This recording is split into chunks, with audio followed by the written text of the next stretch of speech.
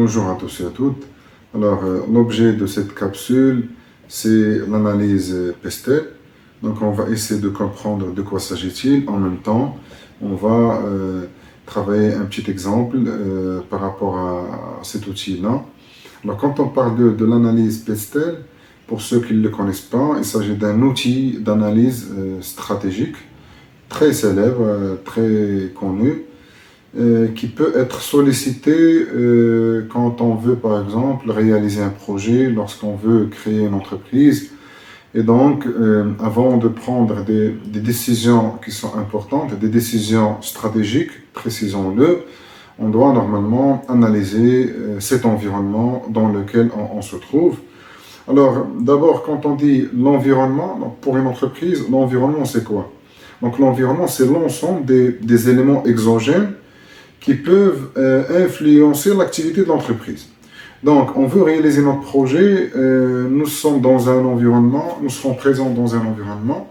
Alors, sachez que cet environnement-là, si vous ne le prenez pas en considération, si vous n'analysez pas ces données à l'avance comme il le faut, alors certainement vous risquez d'être impacté, peut-être négativement, par ces contraintes.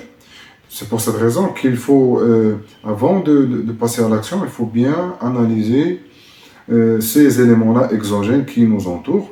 Alors, à titre de rappel, quand on parle de l'environnement d'entreprise, on distingue entre deux dimensions. Il faut distinguer entre le macro-environnement et le micro-environnement. Donc, il y a d'abord le macro-environnement qui est composé par l'ensemble des variables clés. Donc, on peut dire aussi l'environnement général. D'accord?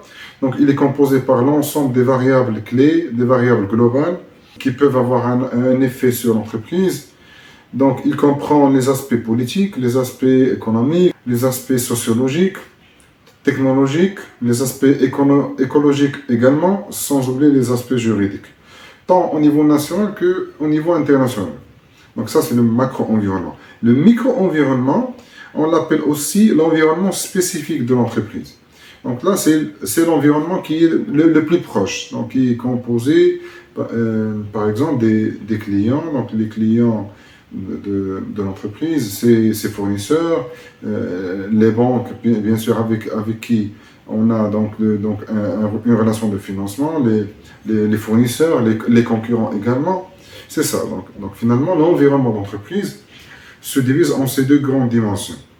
Alors maintenant, on va essayer de reprendre un exemple simple. On suppose qu'on veut créer un projet de création d'une école privée. Et donc, avant de prendre telle ou telle décision, on veut réaliser une analyse Pestel pour bien analyser, pour bien identifier quels sont les points positifs qui peuvent nous encourager, quels sont les points négatifs qui peuvent nous impacter dans notre projet.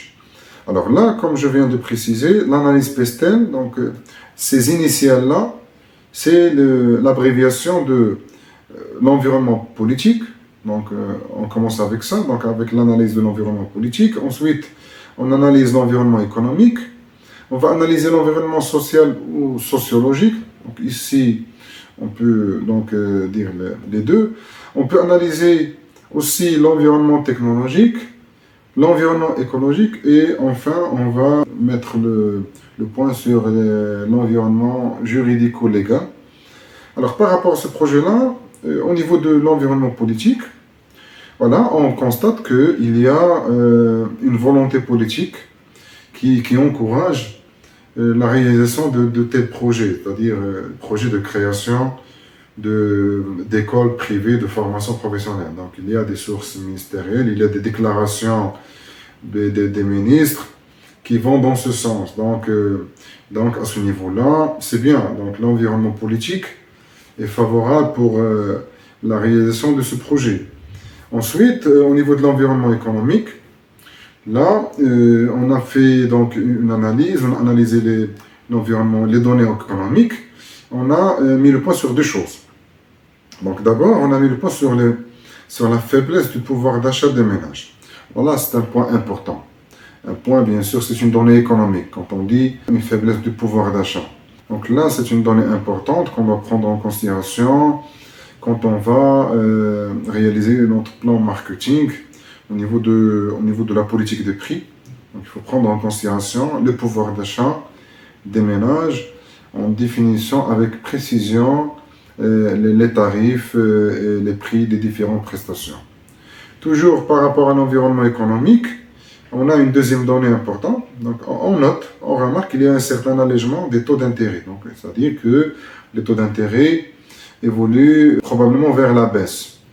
Donc là, c'est une donnée qui sera positive pour notre projet, surtout quand on va penser au financement, au crédit qui seront demandés au niveau de la banque. Donc une diminution des taux d'intérêt, bien sûr, permettra de réduire un peu les charges financières qui seront supportées par l'entreprise. Par ailleurs, au niveau de l'environnement social, ou si vous voulez sociologique, là, il faut analyser les modes de pensée, les tendances de consommation. Il faut comprendre la culture des citoyens, leur mode de pensée. Et là, par exemple, par rapport à notre projet, on constate que dans l'esprit des familles, on a plus d'excellence, on a plus de qualité. Donc, ces dernières années, donc les gens s'orientent plus vers l'inscription de leurs enfants dans ces écoles privées. Donc, c'est un facteur qui peut être favorable par rapport à notre projet, c'est-à-dire par rapport à la création d'une école privée de formation professionnelle. Très bien. Au niveau de l'environnement technologique, voilà, on sait très bien que de nos jours, l'intégration des technologies de l'information et de communication est devenue un impératif. Donc, c'est une obligation. Ce n'est pas un choix, c'est une obligation pour réussir des projets de formation professionnelle. Donc, il faut prévoir l'acquisition d'équipements de dernière génération.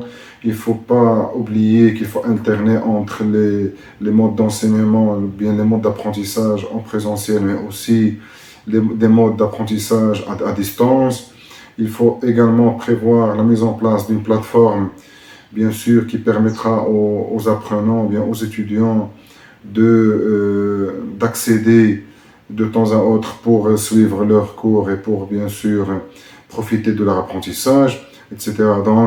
Donc les données technologiques, les nouveautés technologiques constituent une donnée importante par rapport à notre projet qu'il faut intégrer dans la stratégie globale du projet.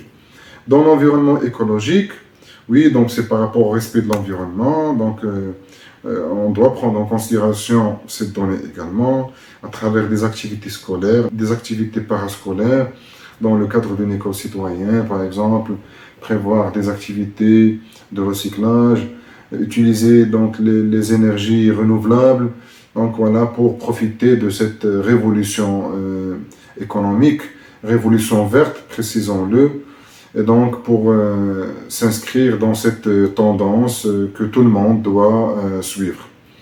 Alors enfin, on va parler de l'environnement juridico-légal. Donc là, il faut analyser les textes de loi, les lois en vigueur pour voir est-ce que c'est favorable, est-ce que c'est défavorable.